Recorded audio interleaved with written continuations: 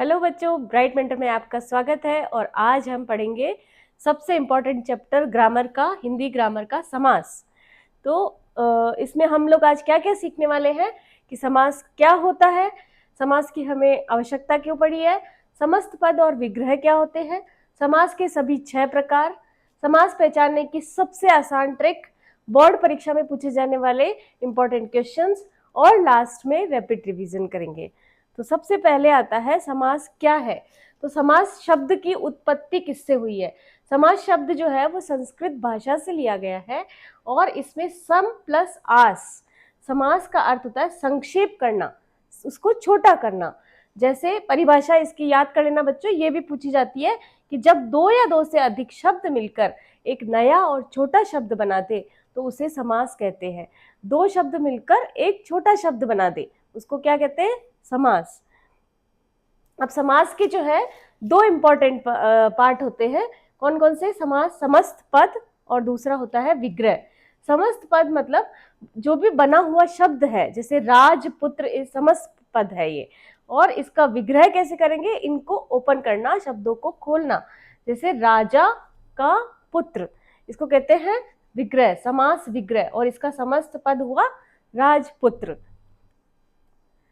समास के भेद, समास के कुल 6 भेद होते हैं। अव्ययी भाव समास, तत्पुरुष समास, कर्मधारय, द्विगु, द्वंद्व और बहुव्रीहि समास। तो 1 बाय 1 हम लेंगे। सबसे पहला है अव्ययी भाव समास। अव्ययी भाव समास जिस समास में पहला पद प्रधान हो।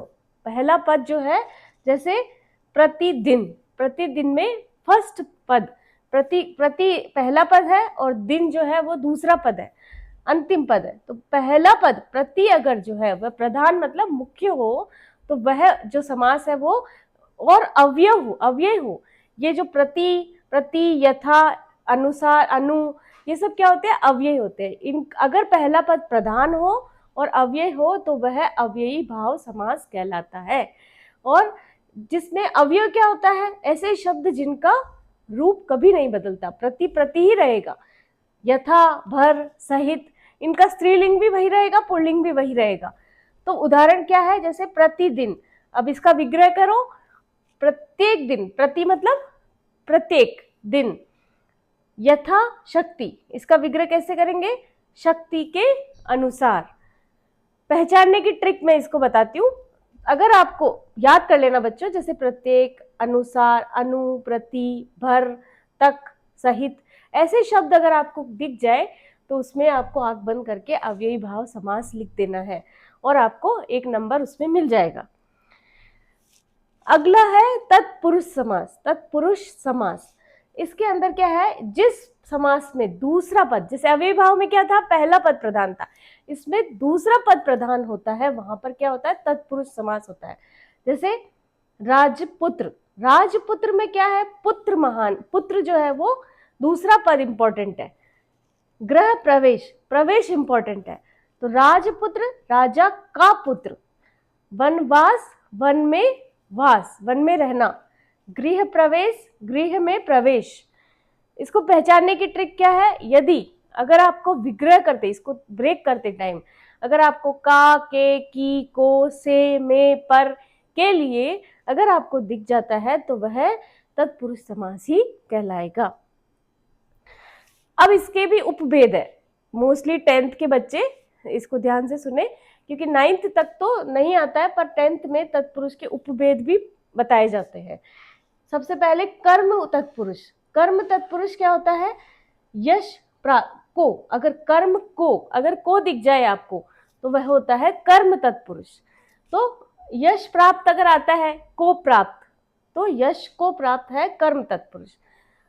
संप्रदान तत्पुरुष, संप्रदान तत्पुरुष क्या होता है, रसोई घर के लिए, संप्रदान के लिए। अगर आपने कारक, एक मैं कारक वाला चैप्टर भी लूंगी तो उसमें मैं आपको बताऊंगी कि सब जो होता है संप्रदान, संप्रदान क्या कारक होता है, उसके लिए के लिए का प्रयोग किया जाता है। संबंध में का, के, की का प्रयोग किया जाता है।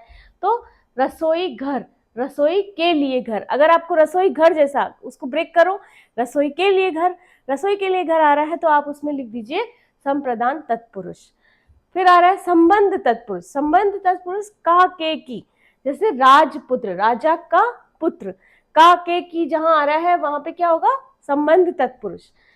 करण तत्पुरुष, करण से, करण में जहां पर अगर आप ब्रेक कर रहे हो और उसमें से आ रहा है, जैसे हस्त लिखित, हाथ से लिखा हुआ से, तो वह करण तत्पुरुष होगा।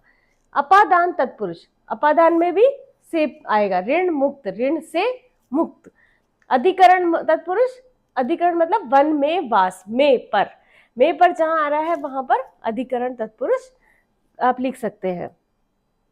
नेक्स्ट है कर्मधारय समास। कर्मधारय समास में जिस समास में पहला पद दूसरे पद की विशेषता बताता है, ये देखो कर्मधारय में सिंपल है, विशेषता, विशेषण और विशेष्य दो होंगे, तो वहां पर आप कर्मधारय तत्पुरुष समास लिख सकते हैं। जैसे महापुरुष, अब बताओ पुरुष जो है वो कैसा है, महान, महान पुरुष, पुरुष की विशेषता कौन बता रहा है, ये शब्द। तो पहला जो पद है वह दूसरे पद की विशेषता बता रहा है। नील कमल, नीला है जो कमल, नीला क्या है, नील विशेषण है, विशेषण किसकी विशेषता बता रहा है, कमल की, तो नीला कमल, अर्थात ये कौन सा हो गया, कर्मधारय समास। सज्जन, सतजन, जन कैसा है, व्यक्ति कैसा है, सत है, अच्छा है।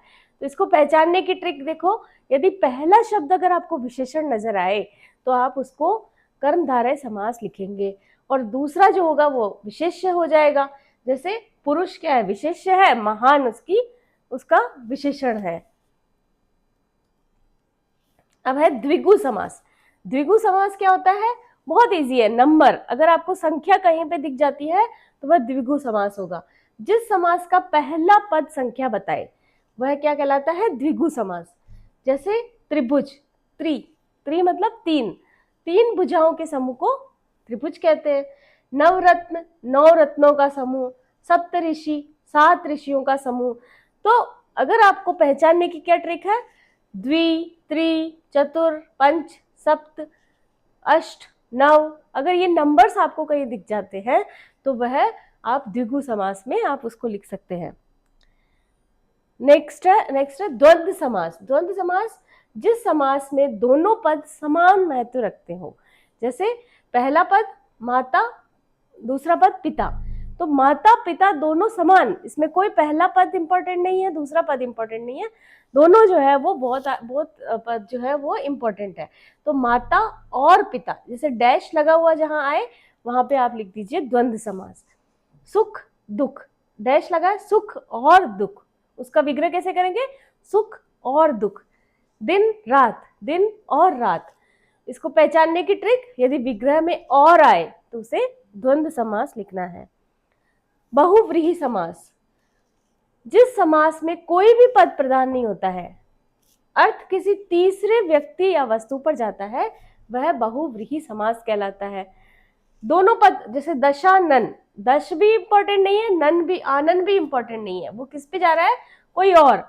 जैसे जिसके 10 मुख हो, दश आनंद, जिसके 10 जो है वो मुख है, वो क्या कहलाता है, रावण, रावण के लिए है ये। तो आपको ऐसे लिखना है, जिसके 10 मुख हो रावण, और वह समास का नाम है बहुव्रीहि समास। नीलकंठ, जिसका कंठ नीला हो, अब नीला कंठ है, लेकिन इसको आप कंफ्यूज मत होना कर्मधारय से, ये कैसे होगा, जिसमें तीसरे पे जाएगा, जैसे शिव, शिव जो है उनको नीलकंठ कहा गया है। चतुर्भुज, अब यहाँ चतुर से कंफ्यूज मत होना, द्विगु मत लिखना, यहाँ पे क्या आएगा, जिसकी 4 भुजाएं हो, पर वो कौन, विष्णु।